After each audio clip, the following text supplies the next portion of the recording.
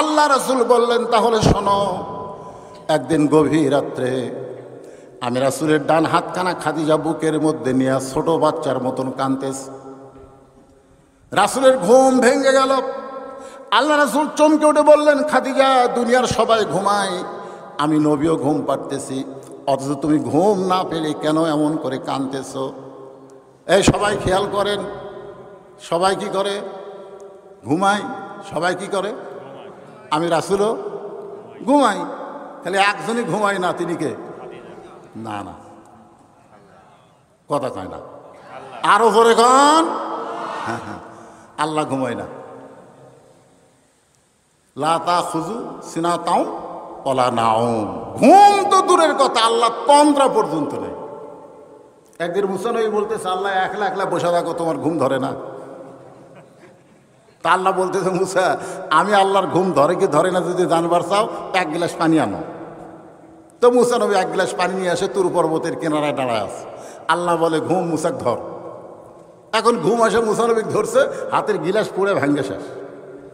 কিছুক্ষণ পরে আল্লাহ বলে, মুসা পানি দাও। মুসা বলতেছে, আল্লাহ আমার ঘুম আছে, তুমি জানো না? আল্লাহ কয়, মুসা, ঘুম থাকার জন্য এক গিলাস পানি তুমি রক্ষা করতে পারলে না, আমি আল্লাহর ঘুম থাকলে কুল কায়নাত কেমনে রক্ষা হবে? জোরে কোন সুবহানাল্লাহ। তাহলে কি বুঝলেন? রাসূল বলতেছে, দুনিয়ার সবাই ঘুমায়, আমি নবীও ঘুমাই, কিন্তু তুমি না ঘুমায় কেন কাঁদতেছো?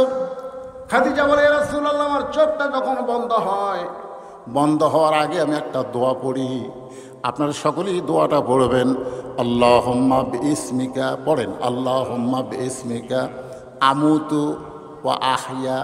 আমরা ঘুমায় যাই কিন্তু ঘুমাই না, আমরা মরে যাই। জোরে কোন কথা ঠিক কিনা?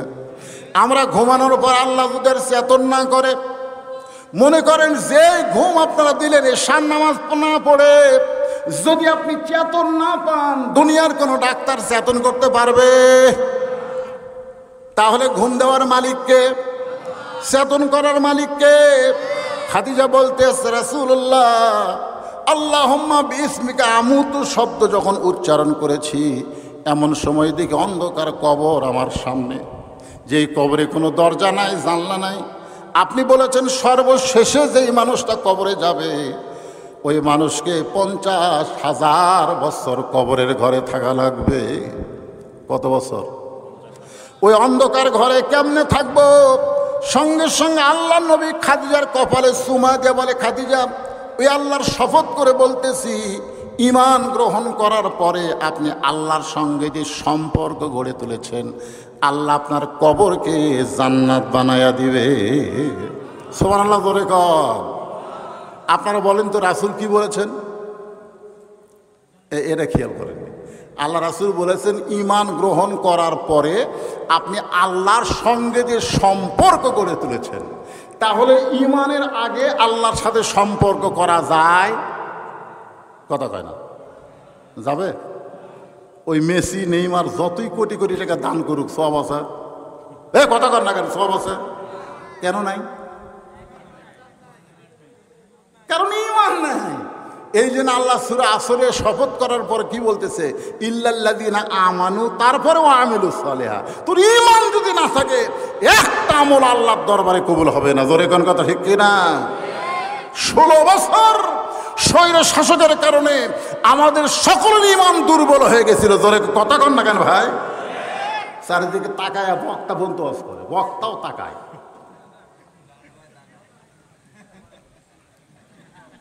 আমার বউ পর্যন্ত হক করে দেয়, দেখে শুনে ওয়াজ করবেন, দেখে শুনে। গরম পানি লাগবে না। পুলিশের গাড়ি, র্যাবের গাড়ি, এগুলো যদি থাকে তেল তেল আওয়াজ করবেন। আপনি এখন বলেন, কোরআন শরীফ, যে কোরআন আল্লাহ বলতেছেন, কুল জাআল হাক্কু ওয়া যাহাকাল বাতিল ইন্নাল বাতিলা কানা যাহুকা, যে কোরআন হক, আর সে হক কথা বলবার সে বক্তা পর্যন্ত চারিদিকে দেখে শোনা ওয়াজ করছে। আপনার বলেন তো, আমাকে ঈমান ঠিক ছিল? কথা কোন ঠিক ছিল? এই জন্যে মনে ইমান গ্রহণ করার পরে। আল্লাহ রাসূল বলে নাই যে ইমানের কলেমা পড়ার পরে, তা বলে নাই। বলেছে খাদিজা ইমান গ্রহণ করার পরে তুমি আল্লাহর সঙ্গে যে সম্পৃক্ত, খেয়াল করেন, ইকরার বিল লিসান, জবানে বলতে হবে লা ইলাহা ইল্লাল্লাহ। 2 নম্বর হলো তাসদিক বিল জানান, শুধু জবানে বললে হবে না, ওইটা কলিজার মধ্যে জায়গা দেওয়া লাগবে। কলিজার মধ্যে যদি ইমানের জায়গা একবার দিবার পারি, উকিলে সে বারবার বলতেছে রাষ্ট্রপতির কাছে দরখাস্ত করেন, রাষ্ট্রপতি যদি আপনাকে মাফ করে দেয় তাহলে আপনার ফাঁসির দণ্ড মাফ হয়ে যাবে। ইমানদার কলিজার দিকে তাকায় আর কয় কি কইলা উকিল? বলে রাষ্ট্রপতির কাছে দরখাস্ত করেন, রাষ্ট্রপতি যদি আপনাকে মাফ করে দেয় তাহলে আপনার ফাঁসির দণ্ড মাফ হয়ে যাবে। তাসদিক বিল জানান, কলিজার ঈমান বলতেছে উকিল তুমি কার কাছে আমাকে মাফ চাইতে বলো? আমি আমার নিজের জীবনে 3 জন রাষ্ট্রপতিকে ক্ষমতা থাকা অবস্থায় মরা দেখছি। একটা হলো শেখ মুজিবুর রহমান, একটা জিয়াউর রহমান, একটা জিল্লুর রহমান, যারা নিজেরাই মারা যায়। কোন ইমানদার ইমান থাকা অবস্থায় রাষ্ট্রপতির কাছে বাঁচার দরখাস্ত লিখবে না। জোরে কোন কথা ঠিক কি না? এর নাম হলো তাসদিক বিল জানান, কলিজার মধ্যে ইমান। আয় যেরকম ছোট ছোট বাচ্চারা দৌড়াদৌড়ি করছে, আমার ভাই বলল আয় হায় পুলিশেরা সমানে গুলি করতেছে আর ছেলেরা সব দৌড়াই। গুলির সামনে একজন দুনিয়া পড়ে যায়, তাকে টান দেয় আর একজন দাঁড়ায়। তাসদিক বিল জানান, বিশ্বাস করেছে মৃত্যু হবে না, শাহাদাত হবে। জোরে বলেন কথা ঠিক কি কথা কন? আশ্চর্য, একজনের মরা দেখে 10 জন ভয়ে দৌড় দেয় না, বরং তারা আরো তাকে লাশটা সরাই দিয়ে ওইখানে দাঁড়ায়, মার। তাসদিক বিল জানান, কলিজার মধ্যে ঈমান, মরা লাগবে। বাতিলের সঙ্গে আপোষ করে বাঁচতে চাই না, হকের পক্ষে লড়াই করে মরতে চাই। জোরে কোন কথা ঠিক কি না? মরা লাগবেই। 3 নম্বর হলো আমল বিল আরকান, ঈমান অনুযায়ী আমল করতে হবে। ঈমান অনুযায়ী আমল করতে গেলে আবল তাবল আমল করলে হবে না। আবল তাবল দলিল নাই, বিনা দলিলে আমল করে, এরকম আমল আমাদের বাংলাদেশে আছে না নাই? আমার দয়াল বাবার দরবারেতে কেউ ফিরে না খালি হাতে।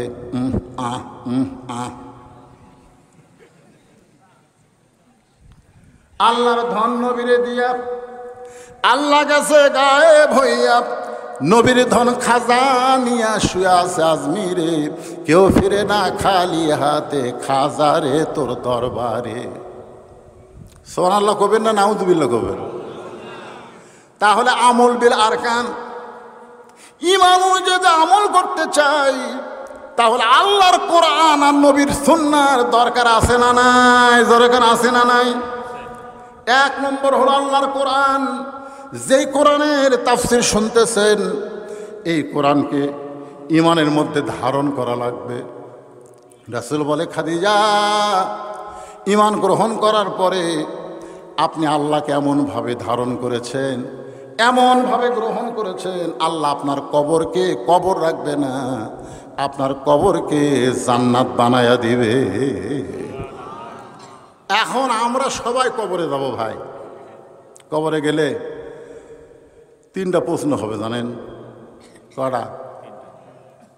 আমি আমার এক ভাইস্তা ক্লাস 3 পড়ে অকলাম করে কবরে গেলে 3টা প্রশ্ন হবে রে, উত্তর জানিস কি? খন চাচা মস্ত করছি তো কি? যখন বলবে মান রব্বুকা, তোর রবকে কম আল্লাহ, আমার নাবিউকা তোর নবীকে কম মোহাম্মদ রাসূলুল্লাহ, আমার দিন ওকে তোর দিন কি ইসলাম, তার জন্য আমার নামাজ পড়া লাগবে।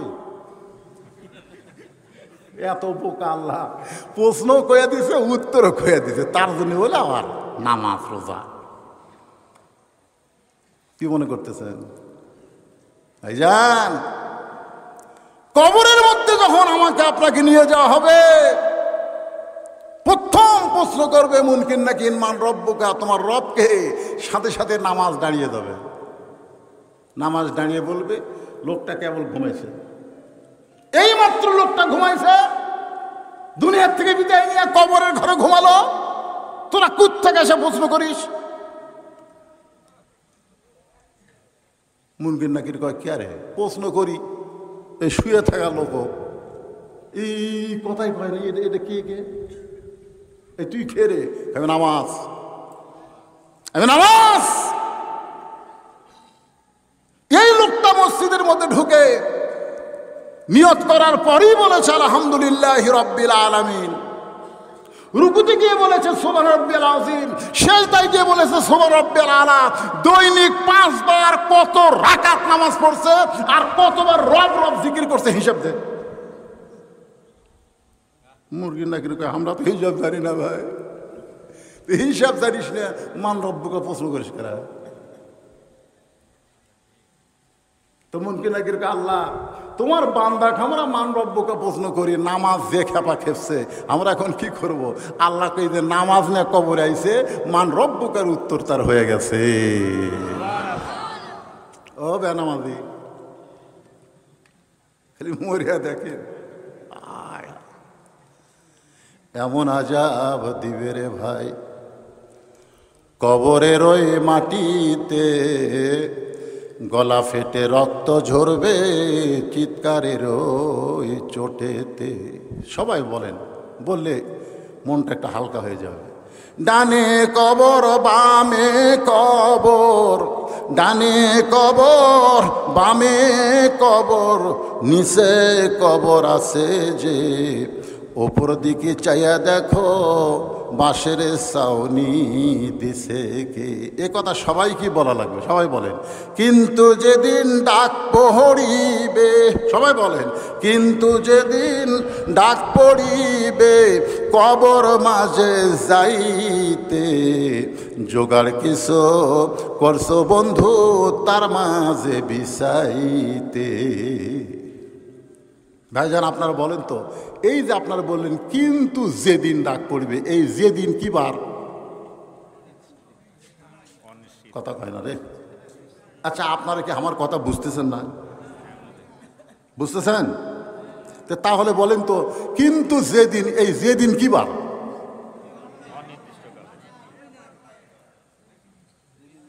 তো সিনা টান করে ঘুরতেছেন আর বলতেছেন আমাকে চিনিস, আমি কার দল করি তুই জানিস? সকালবেলা বলতেছে আমাকে চিনিস, এই আগামীকাল 10টায় তোকে সাইজ করবো রে, এমন হুমকি মারছে। লোকটা তো খুবই সহজ সরল মানুষ, বাড়িতে এসে কাঁদতেছে। বউ কই কান্দো কেন গো? আগামীকাল 10টা আমাকে সাইজ করবে। হায় হায়, আগামীকাল 10টায় সাইজ করবে আর এখনই কান্দা শুরু করছো? বলো এই সরকারি দল করে রে, আর হাত পাওয়ার আছে। বউ বলতেছে তুই পাগল, এ দেশে কি বিচার নাই? এ দেশে কি বিচার নাই? মেম্বার আছে, চেয়ারম্যান আছে, তাদের কাছে বিচার দাও। যে বড় হুমকি মারলো তাকে বিচার করবে। তখন স্বামী বলতেছে আরে যে আমাকে বলছে আগামীকাল 10টায় তোকে সাইজ করবো, ওই চেয়ারম্যানের লোক। তখন বউ বলতেছে তাহলে হ্যাঁ, যার কেউ নাই রে তার আল্লাহ। সুবহানাল্লাহ, সহি কথা, যার কেউ নাই।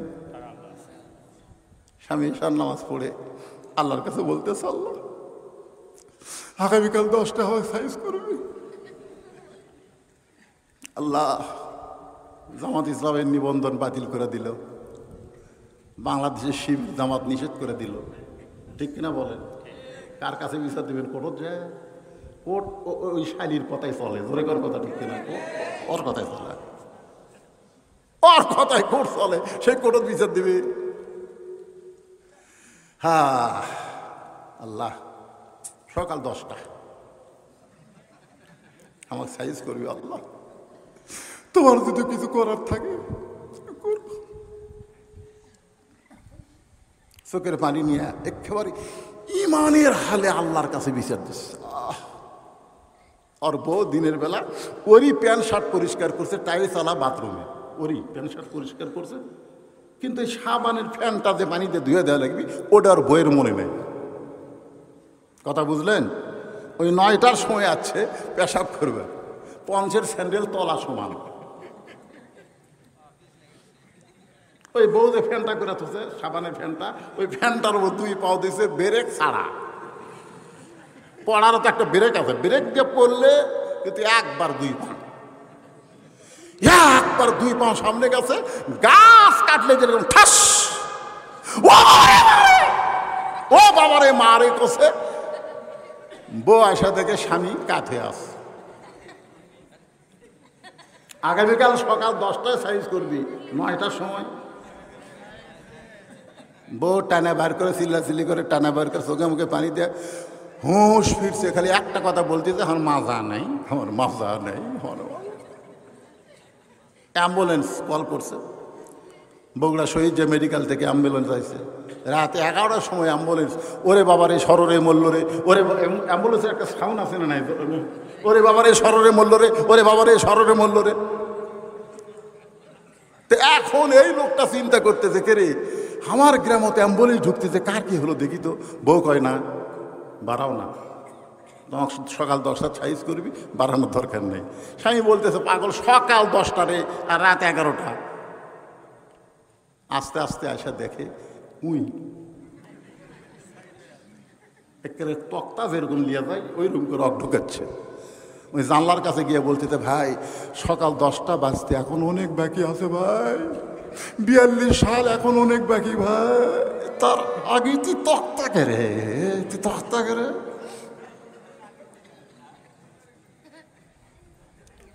ওই অ্যাম্বুলেন্সের মধ্যে কান্দিছে আর বলতেছে, ভাই ক্ষমতার মালিক আমি না রে, ক্ষমতার মালিক।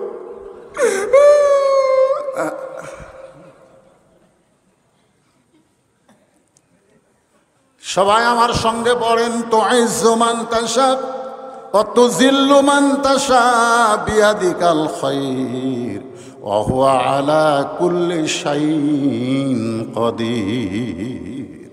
সম্মান দেওয়ার মালিককে, এ জোরে বলা লাগবে, সম্মান দেওয়ার মালিককে, অপমান করার মালিককে, ভালো মন্দর মালিককে, সমস্ত ক্ষমতার মালিককে।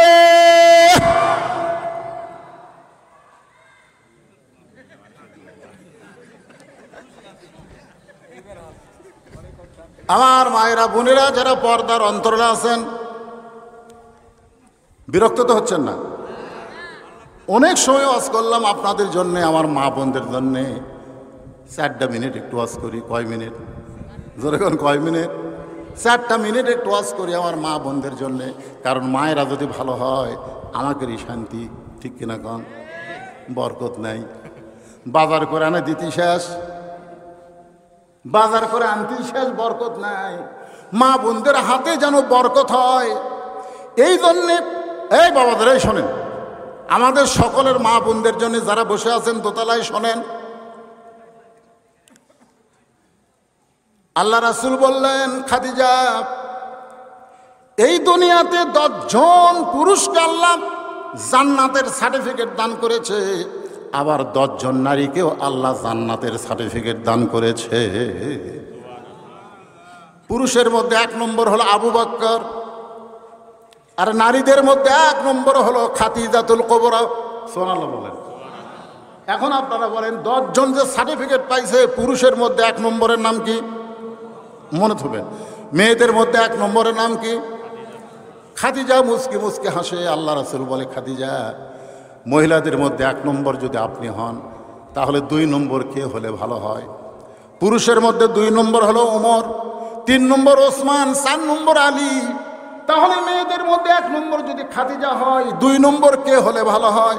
খাদিজা বলতেছে, রাসূলুল্লাহ আল্লাহ যেন 2 নম্বর আমার মেয়ে ফাতেমাকে কবুল করে। রাসূল বলেন, খাদিজা আপনাকে আল্লাহ 4টা মেয়ে দিছে, যেরকম কয় মেয়ে?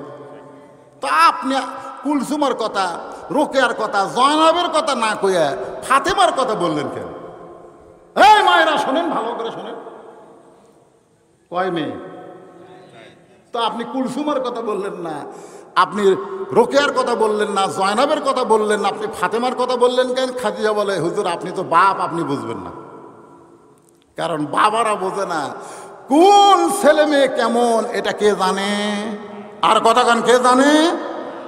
বাবা জানে না।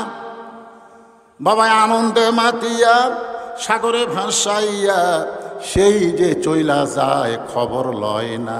মাজন ধরিয়া উদরে কতই যতন করে, 10 মাস পরে পায় প্রসবের বেদনা। মা যদি ভালো হয় সন্তান আল্লাহর ওলি হয়, যার প্রমাণ হলো আব্দুল কাদের জিলানী রহমতুল্লাহ আলাইহি দরকান সুবহানাল্লাহ। মা যদি ভালো হয় সন্তান হাসান হোসাইন হয়, মা যদি খারাপ হয় সন্তান ইয়াজিদ হয়। আমরা হাসান হোসেনের মায়ের নাম জানি, হাসান হোসেনের মায়ের নাম হলো ফাতেমা, কিন্তু ইয়াজিদের মায়ের নাম আমরা জানি না। ইয়াজিদের মায়ের নাম হলো লাইসা বিনতে সাইবা। নামটা খেয়াল থবেন, ইয়াজিদের মায়ের নাম কি? লাইসা বিনতে সাইবা। আল্লাহ নবীর যে কয়টা শত্রু ছিল তার মধ্যে ওতবা সাইবা আছে না নাই? ধরে কোন আছে না নাই? এই সাইবার মেয়ে হলো লাইসা। আর লাইসার পেট থেকে যে মালটা বার আছে তার নাম হলো ইয়াজিদ। আর হাসান হোসেনের মা হলো ফাতেমা। খাদিজা বলতেছে, ইয়া রাসূলুল্লাহ, ফাতেমাকে আল্লাহ যেন 2 নম্বর জান্নাতি ঘোষণা করে। আল্লাহ রাসূল বলেন, খাদিজা ফাতেমা তো জান্নাতি নয়, ফাতেমা তো জান্নাতি নয়। সঙ্গে সঙ্গে খাদিজা কান্দে বলে, রাসূলুল্লাহ, ফাতেমা যদি জান্নাতি না হয় তাহলে ফাতেমা কি? রাসূল বললেন, ফাতেমা হলো জান্নাতি নারীদের নেত্রী। খাদিজা বসা মানুষ খাড়া হয়ে গেছে। কি করলেন হুজুর? ফাতেমা হলো জান্নাতি নারীদের নেত্রী। হুজুর ফাতেমা জানে না? আমারটা ফাতেমাক দেন আর ফাতেমারটা আমাকে দেন, কারণ এই খবর তো আমি আর আপনি ছাড়া কেউ জানি না। ফাতেমা হবে 1 নম্বর জান্নাতি আর আমি হব জান্নাতি নারীদের নেত্রী। তখন থেকেই বোঝা গেল মেয়েরা একটু উপরে থাকতে পছন্দ করে। ধরে কোন কথা ঠিক কিনা? বাংলাদেশে এর আগে মরদ মানুষ প্রেসিডেন্ট হচ্ছে, প্রধানমন্ত্রী হচ্ছে, কিন্তু এইরকম করেনি। এই মেয়ে আশা যেরকম করছে, ধরে কোন ঠিক কিনা? মেয়েদের মধ্যে হিংসা আছে। আমার মেয়ে তরকারি পাক করে আমাকে খাওয়াচ্ছে। আমি বললাম, মা বহু জায়গাত মাছ খাচ্ছি মা, কিন্তু তোর হাতের পাক মানে মধুরে। মেয়েটা আর 1 টুকরা দিছে। আমার দিকে তাকে আছে, আমি খাচ্ছি আর খুশি হচ্ছি। আর বইয়ের দিকে তাকা দিকে টেপা মাছ। কেগো তোমার কি হলো? এখন তাকে মেয়ের বাড়িতে পার হয়ে যান, মেয়ের বাড়িতে পার হয়ে যান। আপনার মেয়ে পারে, আমি পারি। হায় হায় কি জাত রে! মেয়ের প্রশংসা করলে বউ বেজার হয়ে যায়। ধরে কোন কথা কন না কেন? খাদিজা বলতেছে, ইয়া রাসূলুল্লাহ, তাহলে আমাকে আপনি জান্নাতি নারীদের নেত্রী বলেন, আর ফাতেমা হবে 1 নম্বর জান্নাতি। রাসূল বললেন, খাদিজা আমি হলাম বন্টনকারী, দেওয়ার মালিক হলো আল্লাহ।